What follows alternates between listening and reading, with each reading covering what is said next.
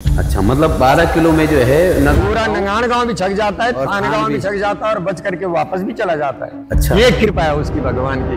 तो ये अनुभूति है, आप देख सकते हैं, उसको करके भी देख सकते हैं आप। और जब वो चित्र उनके सामने आए तो उन्होंने क्रोध होकर के अपने 5 पुत्रों को बुलाए, बोले भाई इस स्त्री का सर धड़ से अलग कर दीजिए। यमदग्नि ऋषि ने कहा। तो यहाँ डोली बोलती है कि पसवा? यहाँ डोली भी बोलती है और पसवा भी बोलता है। डोली कैसे बोलती है? डोली तो मुड़ करके इशारा करती है। अच्छा। और न समझे तो फिर अक्षर लिख करके देती है। तो वो उसको डोली को हिलाते तो नहीं? नहीं नहीं नहीं नहीं नहीं नहीं, मनो का नाम लेकर के मेरे सामने प्रत्यक्ष प्रमाण है, रमेश पोखरियाल निशंक जी। अच्छा जी, यहाँ पर आए थे। अच्छा, तो हंस करके उन्होंने मेरे से कहा कि तो मैं सीएम बन जाऊं। तब वो क्या थे, शायद मेरे ख्याल स्वास्थ्य मंत्री थे। अभी भी आप पूछ सकते हैं उनके, अभी भी बेचारे जीवित हैं, दीर्घायु हो, तो उनकी याद आ रही है। तो मैंने बोला साहब आप कल्पना कीजिए, यदि आपका ध्येय पक्का होगा, आपका प्रयास पक्का होगा, निश्चित आप सीएम बनेंगे। भाई 7वें दिन सीएम बन करके यहाँ हेलीकॉप्टर उतार दिया। 7वें दिन और 5 दिन यहाँ फिर अनुष्ठान लगवाए बेचारे। अच्छा, है ना। तो देखो प्रत्यक्ष है हम लोगों के सामने पर।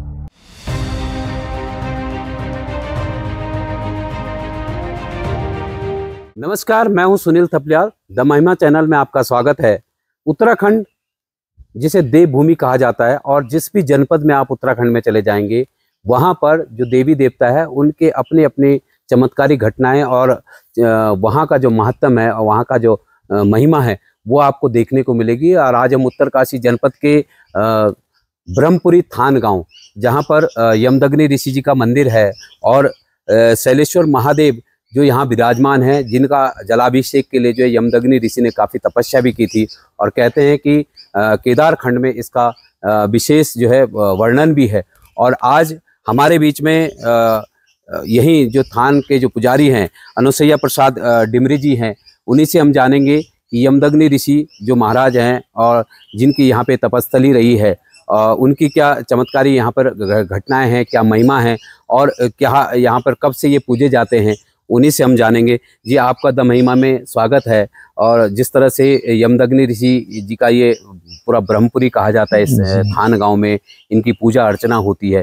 कितने समय से यहाँ पर जो है ये यमदग्नि ऋषि है, क्या इनके बारे में बताया जाता है कि क्या है? जी धन्यवाद थपलियाल जी, आप और आपके चैनल का यमदग्नि ऋषि आश्रम में हार्दिक स्वागत है। और महाराज की कृपा आप पर बनी रहे, ये कामना करते हैं।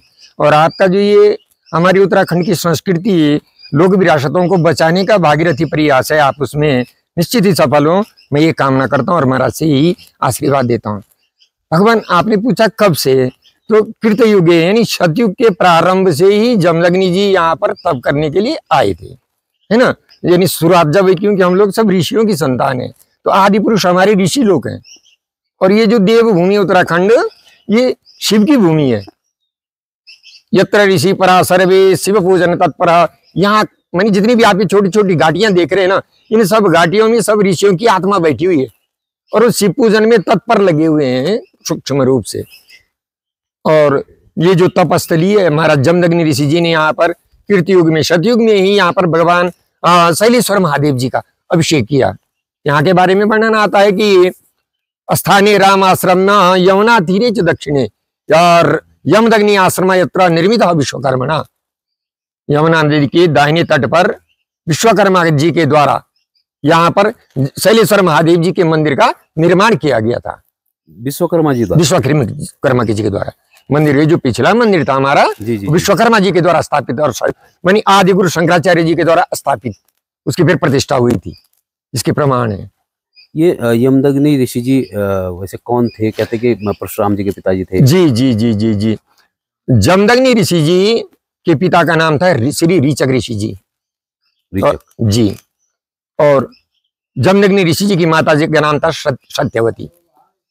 और ये राजा गादी की पुत्री थी सत्यवती जी। और बड़ी विचित्र मानी इनके चरित्र में, इनके पिताजी के चरित्र में भी यमदग्नि जी के पिताजी में दिव्यतावधारी लोग थे।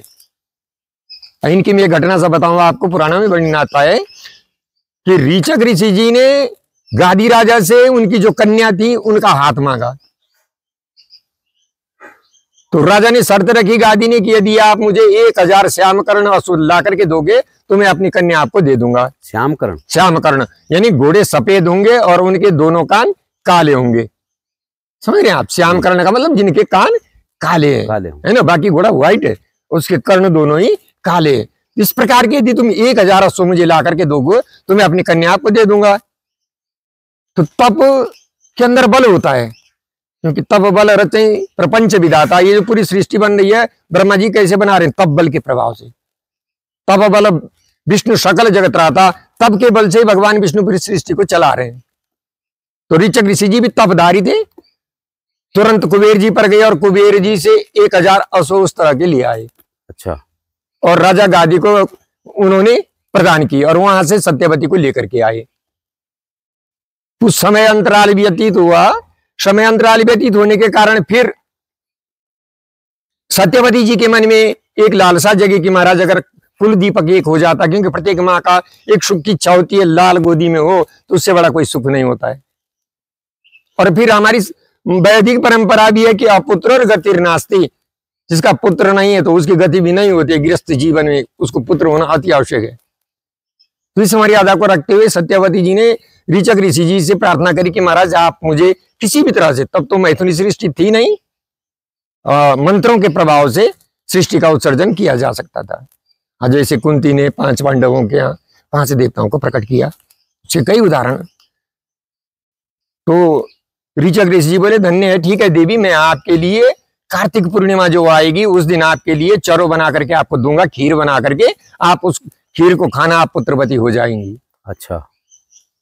उसी समय अंतराल पर जब सत्यवती अपने मायके गई तो मायके में भी गादी की जो धर्म पत्नी थी उसकी भी कन्याएं थी, 5, पुत्र नहीं था। तो सत्यवती जी ने अपने माँ से बताया कि माँ हमारे जो महाराज जी हैं वो मुझे कार्तिक पूर्णिमा के दिन कुछ ऐसा प्रसाद देंगे कि जिससे मैं पुत्रवती हो जाऊंगी। तो माँ ने भी अपनी पुत्री से इच्छा व्यक्त की कि बेटी देखो हमारे भी तो घर में कुल दीपक नहीं है, तो अगर हमारे दामाद इस कर्म को जानते हैं तो हमारे ऊपर भी कृपा करें, हमें भी पुत्र रत्न की प्राप्ति करवाएं।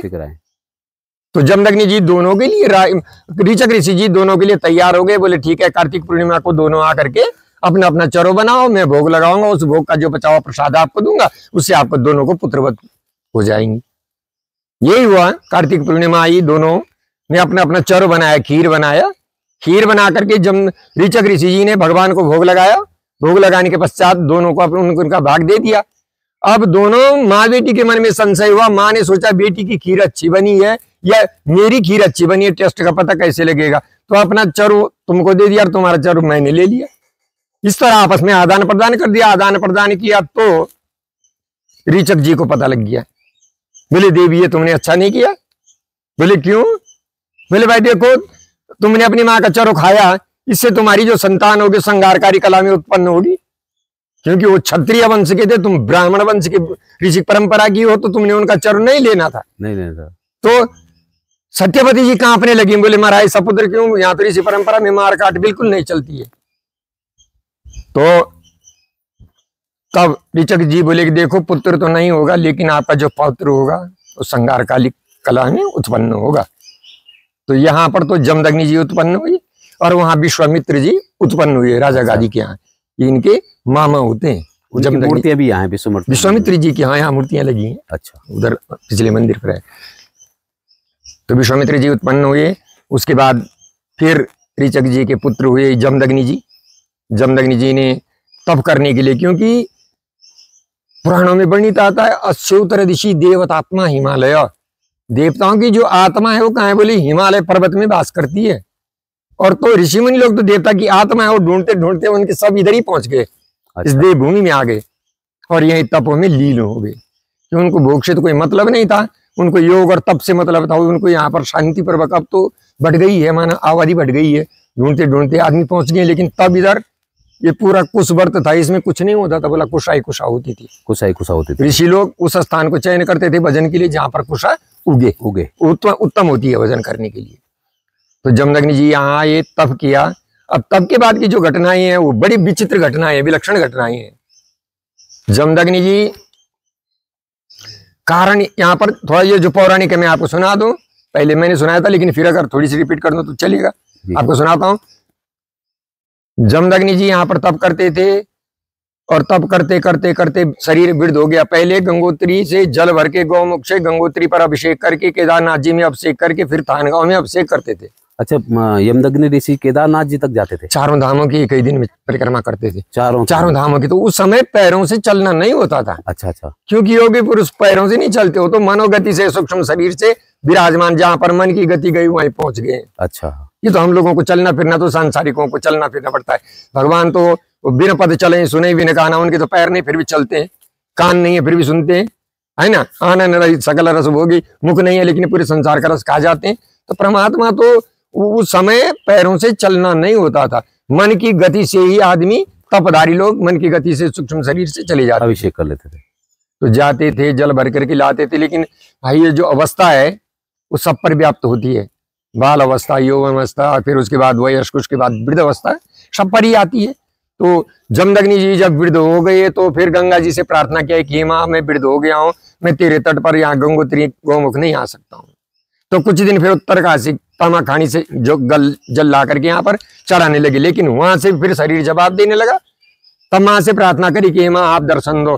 फिर गंगा जी का एक स्रोत हमारे यहाँ ऋषियों का है, अभी तो फ्लड से बह गया है। अच्छा, पहला जो आदि स्रोत है ऋषियों का, वहां पर गंगा जी प्रकट हुई। अच्छा, मनी इस आश्रम के बिल्कुल सन्निकट सीधा ही पर है, वो सामने पर है, यमुना तट पे। हाँ, यमुना तट पर जी जी। गंगा जी प्रकट हुई और जमदग्नि जी को बोला कि भाई जमदग्नि जी आप गंगा तट पर अपना जल का पात्र और धोती छोड़ करके जाओ। अच्छा। और आप अपने आश्रम के सन्निकट प्रतीक्षा करना, मैं वहीं प्रकट हो जाऊंगी।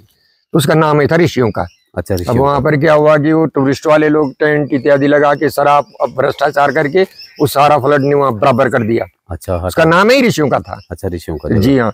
फिर अभी वो गंगानी में, वर्तमान समय में गंगनानी में बना है कुंड। अच्छा, जहाँ गंगा कुंड है ना, त्रिवेणी, वहां पर ये जो गंगा कुंड है ये ऋषि जमदग्नि जी के द्वारा लाया हुआ है। हाँ, वहां पर तो जो गंगनानी में कुंड बना है वो तो राजा को गंगा जी स्वप्न में गई, बोले तू अपने पौत्र के उद्धार के लिए मेरा यहाँ पर भव्य मंदिर बनवा दे। फिर राजा ने वहां कुंड भी और मंदिर भी बनवाया। अच्छा। पहले यहाँ पर पत्थर का कटा हुआ कुंड था और पत्थर से बिल्कुल प्रेशर से जल आता था फुहारे के जैसे, वहीं से हम लोग भरते थे जल। अच्छा अच्छा। हमारे देखते देखते तो जल लाते थे। वो जल जब ला रहे थे तो एक दिन की बात आती है। अब नारद जी स्कंद जी से पूछ रहे हैं, कार्तिकेय जी, कि महाराज ये बताओ, कथा त्रिसप्ताह क्षत्रिय कृतक संरक्षया, क्यों क्षत्रियों का परशुराम जी ने 21 बार बीज नाश किया?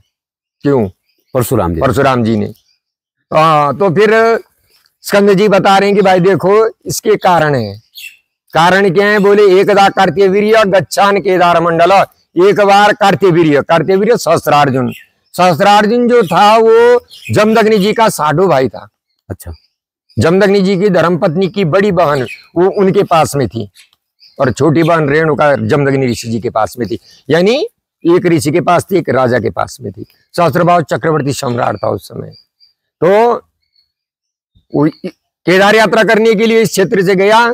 यो तेन मार्गेण राम आश्रम परमा शुभम, उसका जो गमन का मार्ग था उसी मार्ग में राम आश्रम नाम का एक दिव्य स्थान उसको दिखाई दिया।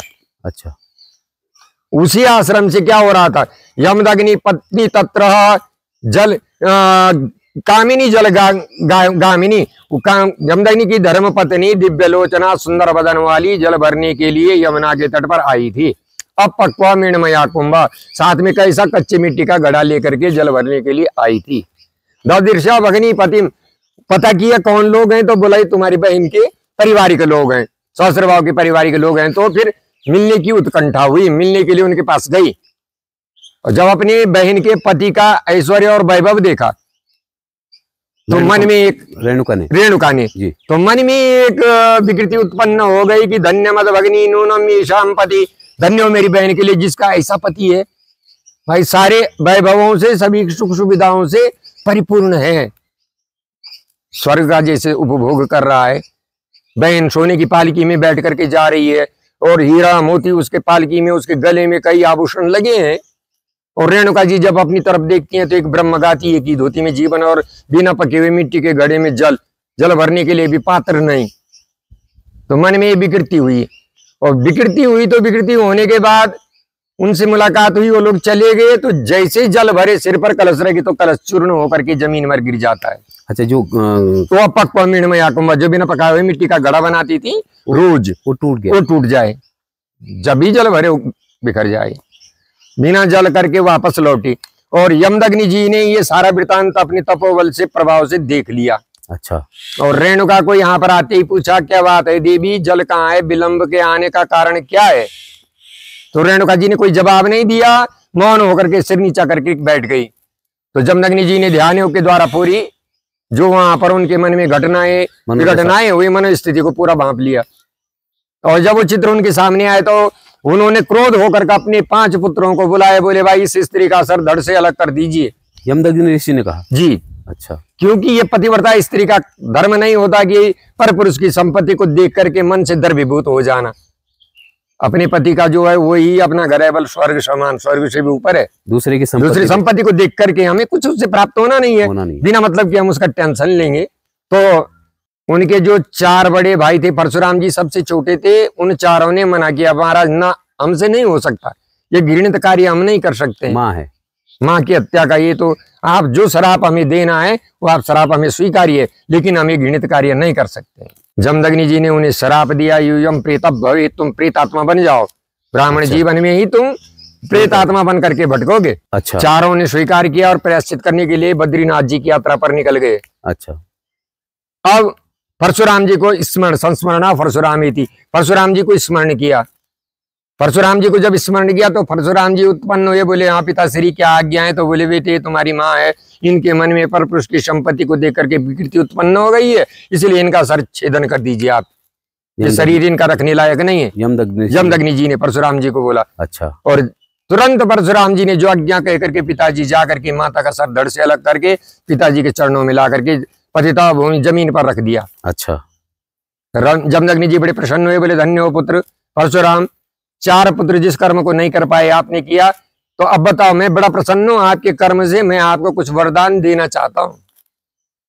ब्रह्मपुरोही आप बोलो, क्या वर चाहिए बोलो। तो परशुराम जी बोले मुझे कोई चीज की आशा नहीं है, न किसी चीज की इच्छा है, क्योंकि तो तपधारी महाराज थे, उनको कोई जरूरत नहीं थी, सांसारिक विषयों भोग वस्तुओं की कोई लालसा नहीं थी। और फिर जिनकी पिता यमदग्नि जी और जिनके गुरु जी स्वयं आदिदेव भगवान शंकर काशी विश्वनाथ जी, उनको किस चीज की कमी है ना? तो नहीं महाराज जी बोले नहीं, देखो बुजुर्ग जब देते हैं तो छोटे का कर्तव्य होता है, ले लेना चाहिए। तो यदि देना ही है पिताश्री तो मेरी माता जी का पुनर्जन्म हो जाए। ये आशीर्वाद में यदि आपको मुझे वरदान देना है तो जो मैंने माता जी का वध किया है उनका पुनर्जीवन हो जाए। वो तो वचनबद्ध थे और तथास्तु कह करके जो कहा जल लाया। देखो आप विचित्र लीला, मानी जमदग्नि जी रसायन शास्त्र के भी ज्ञाता थे, रासायनिक शास्त्र उसके भी ज्ञाता थे। जल को अभिमंत्रित किया और उस जल को उन पर प्रोक्षण किया और ऐसा एसिड बनाया कि छिड़कते ही मृत आत्मा पुनर्जीवित हो गई और बांझ स्त्री के पुत्र हो गए। देखो कितना बड़ा उसके पीछे साइंस है। आज तो आप कहाँ जा रहे हैं, लेकिन तब के लोगों के अंदर कितना, हमारे महापुरुषों के अंदर ज्ञान था। तो जमदग्नि जी ने जल छिड़का, जल छिड़क करके माता जी का पुनर्जीवन हो गया। पुनर्जीवन होने के पश्चात सहस्त्रबाहु यात्रा पर चला गया। एक दिन जो है एक बार महाराज जी और माँ रेणुका जी शांति से बैठे हुए थे आश्रम में अपने। तो हम महाराज जी ने रेणुका से पूछा, बोली रेणुका क्या बात है बताओ, क्यों तुम्हारे मन में ऐसी विकृति आई? तो विकृति आने का कारण क्या था? तो उसने बोला कि महाराज जी मैंने वो जो अपनी बहन का वैभव देखा है ना, उस वैभव को देख करके, प्रकृति का नियम है, एक सुंदर स्त्री को देख करके प्रत्येक पुरुष की नजरें उधर चली जाती हैं। तो ये प्रकृति का नियम है महाराज जी, अब मैं क्या करती? तो बोले ठीक है, यहाँ क्या कमी लग रही? बोले कुछ भी नहीं, कमी तो कुछ भी नहीं है, और या तो सारा ही कमी है। तो बोले कोई बात नहीं, तो अपनी बहन को जब लौट दिया तो उनको यहाँ बुलाइए, उनका भोजन आदर सत्कार कराइए, मेहमान है बैठाइए उनको। तो सहस्त्रबाहु के वर्णन आया, 60,000 उसके पारिवारिक लोग थे और प्रति व्यक्ति पर 4 सुरक्षा कर्मी थे। और उसके देखो मैं आपको बताऊं, उसका बड़ा भारी वर्णन है। जमदग्नि जी ने बोला प्रिय निमंत्रस्त्वं स्वभोजनार्थे पतिव्रते, तुम अपने भाई बहन को और अपने बहन के पति को भोजन के लिए निमंत्रण करो। अच्छा है ना? समस्त सैन्य लोके स्व गजबाजी पदादि भी, उसके साथ में सारे प्रकार के सैनिक, यानी पैदल भी, घुड़सवार भी, मानी और शस्त्रधारी, इस तरह के सब सैनिक उसके साथ में थे। अश्व घोड़े, गज हाथी, बाजी घोड़े, मानी उसमें भी तुरंग 2 प्रकार की, एक तो ऐसे घोड़े की जो पवन वेग से बात करने वाली, इस तरह के उसके पास घुड़सवार थे। उनको यहाँ पर निमंत्रण हुआ। निमंत्रण होने पर उनको यहाँ बैठाया गया।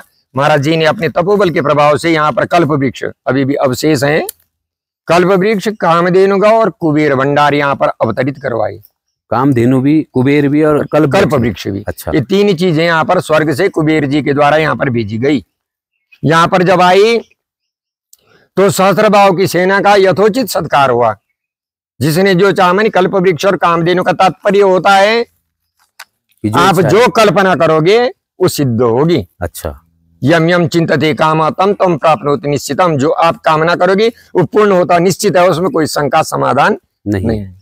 तो यहाँ पर उनको पूरे ये जो पूरा आपको ग्राउंड दिख रहा है, जी जी जी, इसका नाम है सेना का शेर। अच्छा, सेना का शेर, अभी भी उसका नाम सेना का ही शेर रखा हुआ है। अच्छा, सेना का शेर कहा जाता है। सेना का शेर का मतलब इसमें सहस्त्रबाहु की पूरी सेना को बैठाया गया था। उनकी व्यवस्था, उनकी टेंट पांडाल, इतने अच्छे अच्छे मानी व्यवस्थाएं लगी उनके लिए कि जिसका यहाँ पर वर्णन देता है। क्या दे रहा था? इस प्रकार के मनी सोने के लिए उनके लिए आसन ऐसे लगे थे जैसे स्वर्ग में इंद्र के लिए लगे होते हैं। अच्छा, और भोजन व्यवस्था उनके लिए ऐसी थी जैसे स्वर्ग में भी नहीं हो सकती है, क्योंकि स्वर्ग में कुछ चीजें ऐसी हैं जो वहां मिलती नहीं है, वो यहाँ ही पर उपलब्ध है, मृतलोक में वहां नहीं मिल सकती है। और उनके लिए भोजन लेह्यान, लेह्यान का मतलब चाटी कहीं जेल हम बोलो नहीं, चाटी कहीं खाना है ना। हाँ जी, चुष्यान, चूस करके खाना, चरवान, चबा करके खाना, मानी चारों प्रकार का अन्न, चतुर्विधा, 4 प्रकार का अन्न होता है, चारों प्रकार के अन्नों के भोजनों की व्यवस्था हुई। और पीने के लिए सुसंस्कृत पेय, मानी दूध का, बिल्लो का जूस, जो जिसकी इच्छा हो रही थी, कल्पना हो रही थी, उसको वो प्राप्त हो रहे थे प्रभु। अन्यापिच पदार्था नाम साधियत्ता मुनीश्वरा, मुनि के तप के कारण से जो जिसके मन में हो रही थी वो सब प्रकट हो रहे थे और उनको प्राप्त हो रहे थे। देने की, लेने की, बांटने की कोई जरूरत ही नहीं थी, यानी सब ऑटोमेटिक। कितनी बड़ी साइंस थी। रोबोट आज बन रहे हैं, लेकिन वो भगवान की कितनी बड़ी लीला है कि कोई दे नहीं रहा लेकिन थाली सामने लग रही है, पहुंच रही है। कितनी तप के अंदर कितनी शक्ति, समझ रहे हैं आप। और सर्वलम सर्वलिका साबाजी पदार्थ, उसके जो घोड़े, खच्चर, मनी, हाथी थे उनके लिए भी उचित व्यवस्था, जिसका जो भोजन था उनके लिए वो भोजन तैयार कर दिया गया है। ये नहीं कि मनुष्यों का बना, नहीं, हाथी और घोड़ों के लिए भी, उनके लिए भी यथोचित जो उनको खाने की चीज थी, घास भूसा जो उनको मिलता था, उनके लिए भी वो व्यवस्था कर दी गई थी। और सबने भुगतान संतुष्ट मनसा सर्व जीवा भविष्य तथा, सब बिल्कुल ये ग्रास खाए और उसी में चक गए, वहां थाली भर खाने की तो जरूरत ही नहीं थी, क्योंकि अमृत का तो एक बूंद ही बहुत होता है। तो वो ये कई दाने में सब छक रहे हैं, ऐसी उसकी कृपा हो रही थी। अच्छा, ये जैसे कलयुग में कहते हैं, कलयुग में क्या रहता है यमदग्नि ऋषि का, जैसे अब क्योंकि आज वर्तमान लोग, वर्तमान में भी थपलियाल जी, हमारा जो पड़ोसी गांव है नंगान गांव, जी जी, वहाँ अभी भी 300-350 परिवार रहते हैं जी। वहां पर अगर आपका कोई पार्ट या कोई फंक्शन हो गया अगर गांव में जी, और पूरे गांव को भोजन के लिए बोला तो कम से कम 50 किलो सूजी लगेगी। अच्छा, 50 किलो कम से कम, मानी 5 कढ़ाइयाँ 10-10 किलो की बनेगी तो पूरे गांव के लिए बनेगी। यहाँ पर 12 किलो सूजी बनती है, उस 12 किलो में पूरी ब्रह्मंडली जिमती है और उसका पूरा गांव भी जिमता है और बच करके वापस गिल्टी में भी जाता है उनका।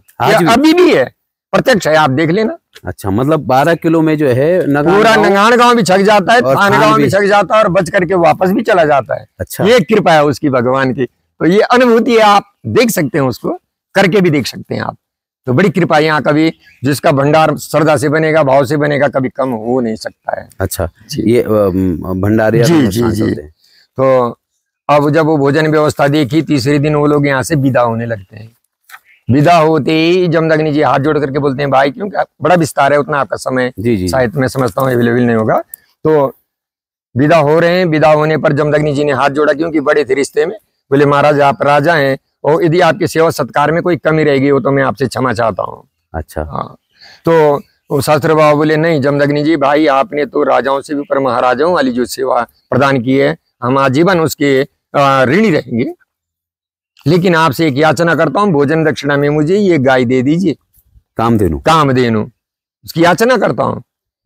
और जमदग्नि जी बोले कि महाराज जी, प्रभुनाथ मदीयम धेनु नास्ति महीपते, ये पृथ्वीपति, क्योंकि पूरी पृथ्वी पर चक्रवर्ती सम्राट थे, ये पृथ्वीपति, ये गाय मेरी नहीं है और जो अपनी नहीं होती उसे मैं कैसे दूं आपको।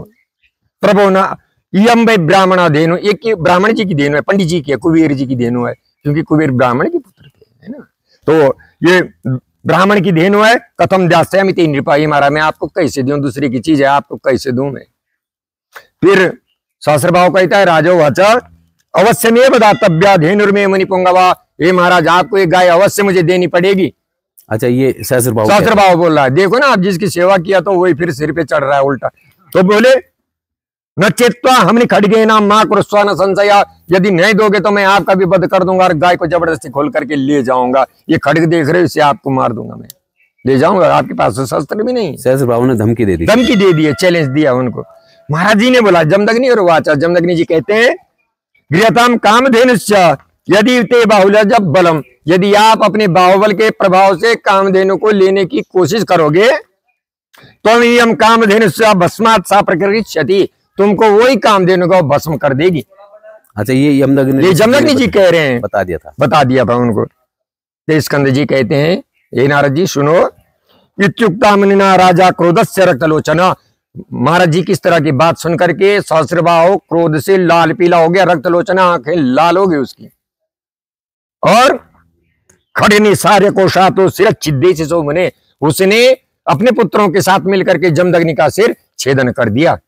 अच्छा, सहस्रबाहु ने अपने पुत्रों के साथ मिलकर के जमदग्नि जी का सर छेदन कर दिया। अतः धेनु समुपेत्वम, फिर उसके बाद उस गाय के पास गए। अच्छा, गए साप क्रोधान तप्तांगी स्वांगे भ्यो यवना न था, वो गौ माता क्रोध से तप्तांग हो गई, लाल हो गई, और उसके रोम रोम से यवन सैनिक उत्पन्न हुए। अच्छा, यौवने कुरुश्चेवा खड्गम बरमल्लस्करा, वो यवन सैनिक जो थे उनके और सहस्रबाहु की सेना के बीच में यहाँ पर संग्राम होने लगा। संग्राम होते होते मां रेणुका ने फिर परशुराम जी को याद किया। परशुराम जी आए, परशुराम जी ने पूछा मां ये क्या हो गया? बोले भाई ये जो आपके मौसा जी आए थे वो उन्होंने नीच कर्म कर दिया है। तो बोले पिताश्री अंतिम बार जाते कुछ बोले? बोले कुछ नहीं है, 21 बार हाथ को इस तरह पृथ्वी पर फटके हैं। तो उन्होंने फिर संकल्प लिया यहीं से कि मैं 21 बार हयवंशी विधर्मी क्षत्रियों को पृथ्वी से निक्षत्रिय कर करके रखूंगा। अच्छा, ये परशुराम जी ने संकल्प लिया और फिर यहां से प्रारंभ किए संकल्प लेकर के, तो सहस्रबाहु तक पहुंच गए। सहस्रबाहु को पकड़ करके लाया और रेणुका जी के सामने पर लाया। बोले मां बताओ इसे क्या दंड दिया जाए? तो पहले तो उसकी 998 भुजाएं काट दी गई। 1000 भुजाएं थी उसकी, 1000 भुजाएं। सहस्रबाहु का तात्पर्य 1000 भुजाएं, उसमें बल 1000 भुजाओं का था या उसकी भुजाएं 1000 थी। तो वो 998 भुजाएं काट दी, 2 भुजाएं रखी। उसका सर्ववध करने जा रहे थे तो रेणुका जी ने बीच में रोक दिया परशुराम जी को। बोले बेटे वो तेरी बड़ी माँ है, मेरी बहन है, विधवा हो जाएगी, मुझसे देखा नहीं जाएगा, इसे प्राणदान दे दीजिए। तो प्राणदान दे दिया। फिर उसके बाद परशुराम जी के द्वारा क्षत्रियों का संहार किया गया। अंत में परशुराम जी तप करने के लिए चले गए। तो कथा तो बहुत बड़ी है थपलियाल जी। ये दिव्य आश्रम है, दिव्याश्रम अभी भी यहाँ पर मनो का नाम लेकर के मेरे सामने प्रत्यक्ष प्रमाण है, रमेश पोखरियाल निशंक जी। अच्छा जी, यहाँ पर आए थे। अच्छा, और मैं एक हमारे सुनील आचार्य जी हैं, हम मंदिर में अंदर पुजारी के तौर पर थे। अब उन्होंने प्रोटोकॉल 15 मिनट का समय दिया, अंदर शिव जी का अभिषेक 15 मिनट में पंजरी पूरा करना है आपको, फिर आगे कहीं जाना है। मैं ठीक है सर वैसे होगा। पूजा किया, फिर मैं ऐसे उनको यहाँ पर परिचय कराने के लिए कल्प वृक्ष, तब थोड़ा वृक्ष रहा हुआ था फल भी थे। जी, तो मैं बोला ये वृक्ष है जनाब, और तो बोली इसकी विशेषता, तो मैं इसके नीचे बैठने से जो भी मनोकामनाएं आप करेंगे पूर्ण होती है, इसमें कोई संशय नहीं है। भाई वेद वाणी को या पुराणों के वचनों को हम तो ब्राह्मण है, हम तो ना नहीं कर सकते, वो होता है। तो हंस करके उन्होंने मेरे से कहा कि तो मैं सीएम बन जाऊं। तब वो क्या थे, शायद मेरे ख्याल से स्वास्थ्य मंत्री थे। हाँ। अभी भी आप पूछ सकते हैं उनके, अभी भी बेचारे जीवित हैं, दीर्घायु हो, उनकी याद आ रही है।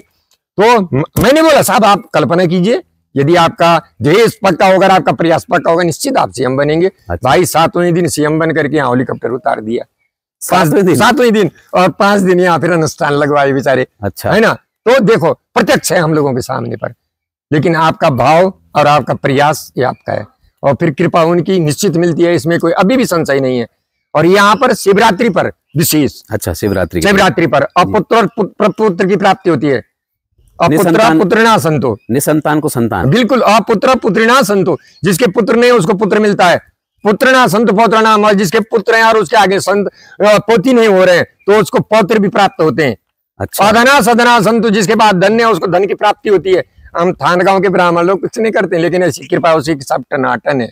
अच्छा, ये देख लीजिए आप, एक प्रैक्टिकल है। तो ऐसे कोई हैं जिनके बच्चे हुए हों यहाँ पे कामना करने से? नंगाण गांव में 72 सिंह 74 सिंह देखिए आप। अच्छा, 55 सिंह, ये नंगाण गांव में नाम रखे हुए हैं, जितने वर्ष में उतने नाम रखे हुए हैं। 75 वर्ष में जाके हुआ? 74 सिंह 75 सिंह है, अच्छा। रखे हुए नाम रखे हुए हैं। पार्लर में 72 सिंह जी है। अच्छा, 72 वर्ष में हुई, यहीं से महाराज जी ने दिया। अभी भी प्रमाण है, वो तो बुजुर्ग जीवित हैं अभी भी, आप पूछ लीजिए उनसे। अच्छा, तो कृपा है, लेकिन भक्त का भाव चाहिए, क्योंकि भगवान तो भाव के बस में है ना। माना वो धन या रुपया पैसा या किसी सिफारिश के वो नहीं है, उनके प्रति यदि आपका भाव सच्चा है तो निश्चित ही आपको प्राप्त होगा, इसमें कोई संशय नहीं है। तो ये दिव्य स्थान है और आपके ऊपर महाराज जी की कृपा बनी रहे। अच्छा, जैसे कहते हैं कि क्या उसका नाम कोई अगर वास्तु दोष वाला आता है, जी किसी के जी मकान जी में जी बहुत बड़ी प्रॉब्लम है, तो ऐसे भी मामला है क्या? हाँ, यहाँ अभी भी महाराज जी मनुष्य के शरीर में अवतरित होते हैं। अच्छा, और कई मनी ऐसे जटिल विषय हैं जिनका कोई निराकरण नहीं कर पाता है, महाराज जी उसके निराकरण कर देते। देव पसवा जिसको देव कहते हैं। पसवा जिसको हम कहते हैं। अच्छा, ये यहाँ एक संस्कृति है हमारी। अच्छा, जमदग्नि जी के तौर पर अवतरित अभी भी होते हैं, अच्छा, है ना। तो बड़े बड़े उनके चमत्कार हैं। अच्छा, एक बार यात्रा पर गए थे हम लोग, राना चट्टी के पास में ऊपर से पत्थर गिर रहे थे। ये जो भाई हैं इनके बड़े भाई थे, अच्छा, उन पर महाराज जी आते थे। अच्छा, और जनता थी, ऊपर से बारिश हो रही, इसी महीने की बात है, सावन की। जी जी जी, इतने पत्थर मनी पियर बोलो हम जेल ने जी, पूरे जी। फ्लड तो आनो। और डबरकोट नहीं, डबरकोट से आगे, सेना चट्टी से आगे, अच्छा, और राना के बीच में, अच्छा, वहां आ रहा था पलट। जी जी जी, वो देवद्वार के पेड़ों के पास में।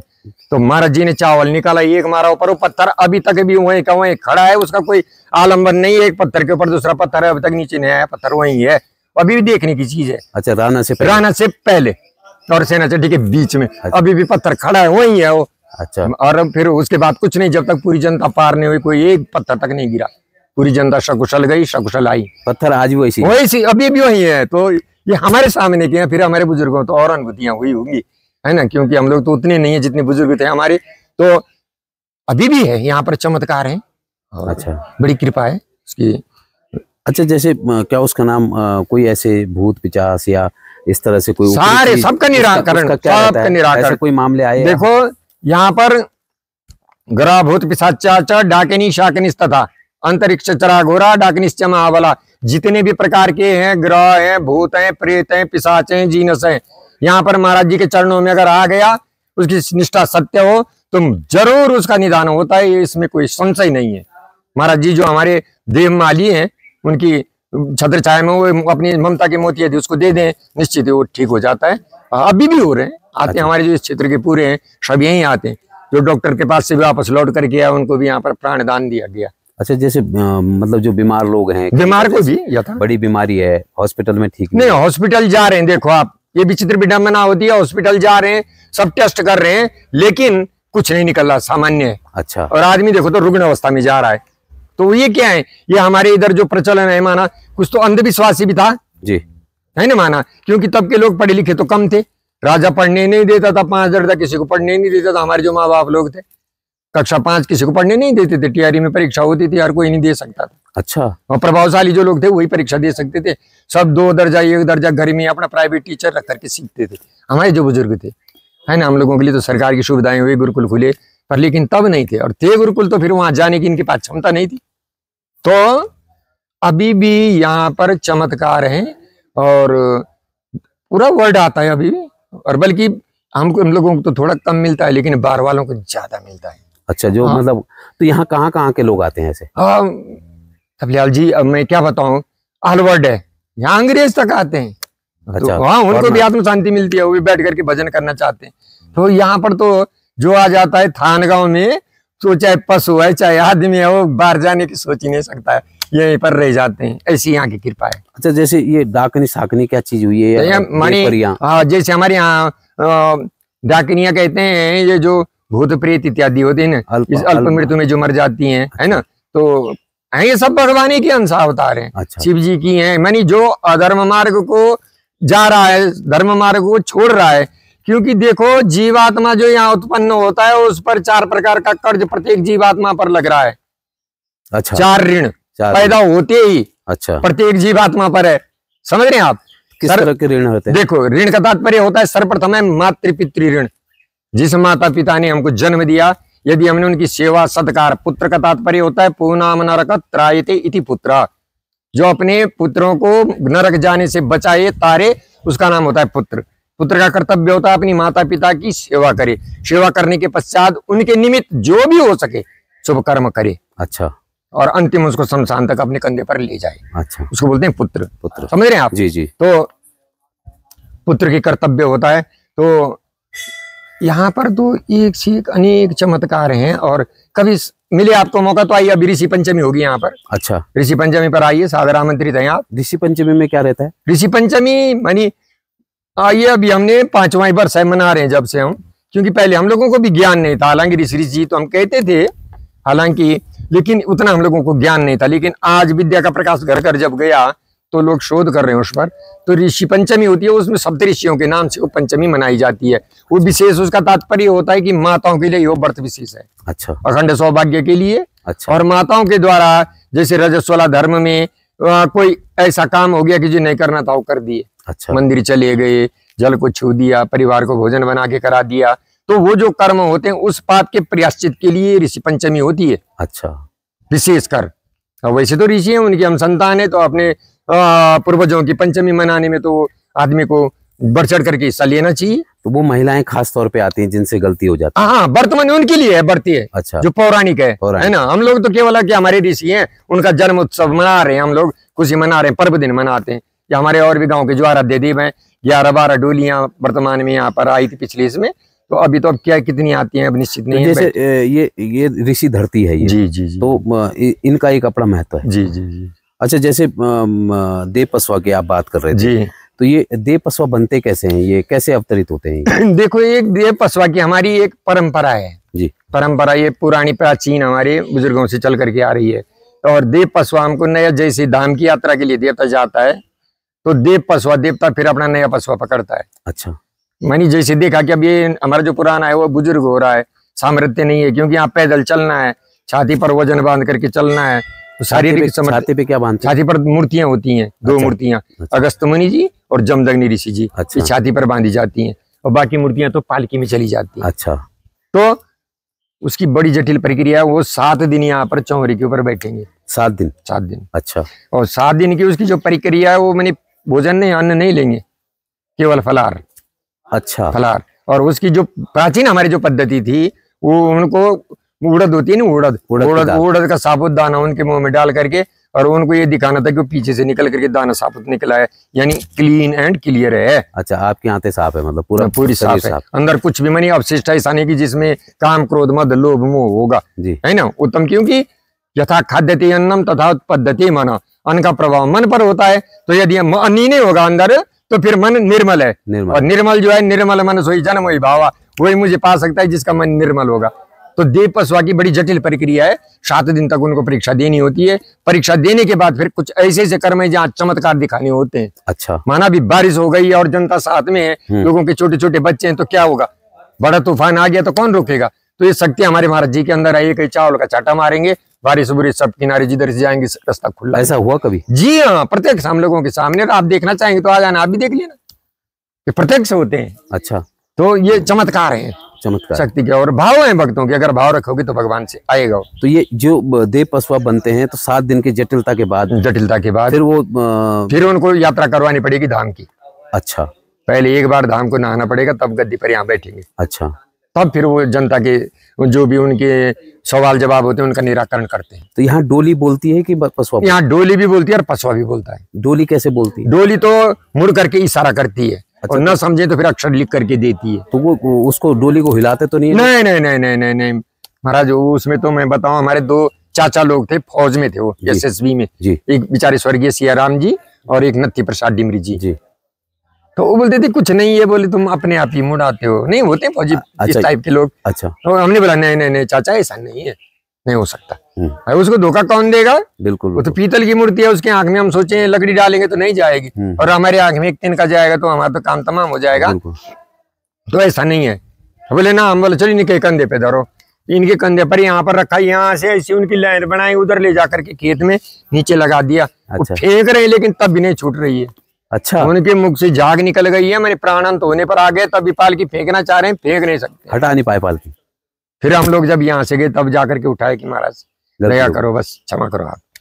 तो बेचारे फिर बाउंड्री के अंदर ही नहीं जाते थे, फौजी थे वो, फिर बाउंड्री के अंदर नहीं, बारी से हाथ जोड़ते थे, अंदर गए नहीं, फिर उसके बाद आजीवन नहीं गए। अच्छा, ऐसी ऐसी चमत्कार है तबलियाल जी जो आंखों देखे माना ना। तो मतलब ये डोली तब किस तरह से बोलती है? जैसे कोई बहुत परेशान आ गया, परेशान आ गया तो डोली समझाती है, वो भाषा हम ये लोग समझते हैं। अच्छा, बताती है हमको, बाजगी समझाते हैं, हमारे जवान लोग हैं तो ये लोग समझते हैं उस बात को। अच्छा, वो समझाती है पूरी तरह से। अच्छा, हाँ और ना में वो जवाब देती है। हाँ, माना मैंने बोला कि देवता भूत है इस पर, तो हाँ होगा तो मेरी चोट मारे कि हाँ है, अच्छा, भूत है, इसका निराकरण कैसे होगा? तो देवता समझाएगा, भाई इसका पूजा करवा दो, पूजा करो, इसके ऊपर सिद्धि लाओ, इसके ऊपर शुद्ध बंधन करो, इसका दिग्रक्षण करो, देवता पूरा बताएगा। अच्छा, तो फिर उस तरह से करेंगे तो उसको आराम मिल जाएगा।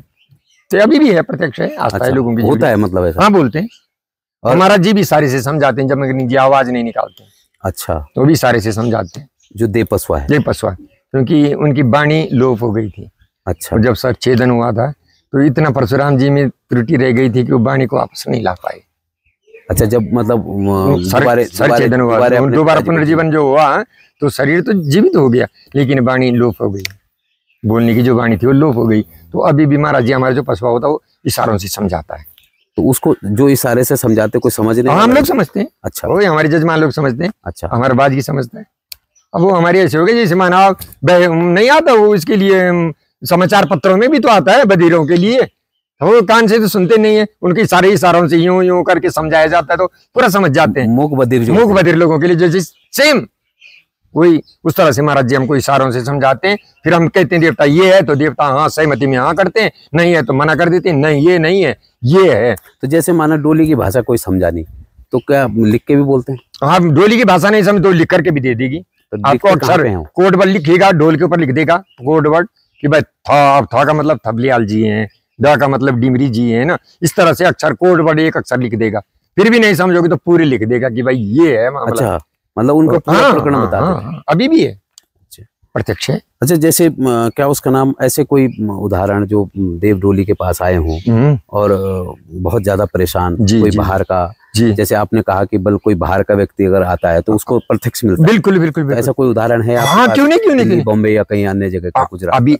अभी जो गुजरात के जजमान है जी, इन्होंने पहले 3 दिन का अनुष्ठान जमदग्नि जी के नाम से 3 दिन का किया। अच्छा, ये गुजरात के मुंदड़ा जी हैं, बड़े उद्योगपति हैं। अच्छा, 3 दिन का अनुष्ठान किया, उनको बेनिफिट हुआ। फिर 7 ब्राह्मणों को 7 दिन के लिए बैठा दिया तुरंत। अच्छा, ठीक, फिर हम 7 लोगों ने फिर अनुष्ठान किया। अभी 1 महीने के लिए 4 ब्राह्मणों को बैठा दिया, बोले महाराज करते रहो आप। अच्छा, तो अब पागल तो नहीं है वो आदमी कि इस तरह अपने धन को बर्बाद करेगा। एक सभ्य आदमी, पढ़ा लिखा आदमी और इंजीनियर आदमी, बड़े लोग, तो इस तरह धन को तो बर्बाद नहीं कर सकते। जब उनको अनुभूति हो रही है तभी तो करवा रहे हैं, प्राप्त हो रहा है उनको। 3 दिन में प्राप्त हो गया तो वो बोला तुम महीने भर करते रहो। तो ये है अनुभूति, बाहर के लोगों को फट एकदम प्राप्त हो जाता है। अच्छा, जैसे कहते हैं कि क्या उसका नाम, कुछ लोग ऐसे हैं जो अब्सेंट हो जाते हैं, कुछ मानसिक रूप से विचलित हो जाते हैं। ऐसा क्या, ये क्या है ये प्रकरण जो मानी? वो देखो, एक तो सबसे बड़ी होती है घात। घात का मतलब समझते हो? दुर्बल को न सताइए जाकी मोटी हाय। दुर्बल मानी अपने से कमजोर के दिया आप सताओगे। भाई हम 3 भाई हैं और मेरे बड़े भाई ने मेरी जमीन को हथिया लिया, मेरे मकान पर कब्जा कर लिया, मानी मुझे दबा करके मेरी चीजों का उसने दोहन कर लिया मेरे से, है ना। तो वो उसको बोलते हैं घात। घात का मतलब भाई उसका हक था और तुमने जबरदस्ती लेकर के दबाया। तो उसने यदि आत्मा से पुकार दिया कि महाराज जी मेरे साथ अन्याय कर रहा है, तो वो क्या होता है, दोष बन करके उस पर लग जाता है। अच्छा, उनका भी निराकरण यहाँ होता है। अच्छा, हाँ, उन्हें कहा भाई तुम दोनों बैठो, पूजा करो और तुम दोनों शांति से आपस में रहो। तो ये ऐसी चीजें हैं। तो ये है वो माइंड अपसेंट वाली जो चीजें। अच्छा, तो उससे जो है आदमी का क्या होता है, उसका पूरा पारिवारिक संरचना, पूरा ताना बाना बिखर जाता है बेचारे का। आदमी माइंड से अपसेंट हो जाता है, घर में लड़ाई झगड़े, रोज मुकदमाबाजी, ये सब। धन का अपव्यय, सदमार्ग में नहीं जाना, अपव्यय में जाना।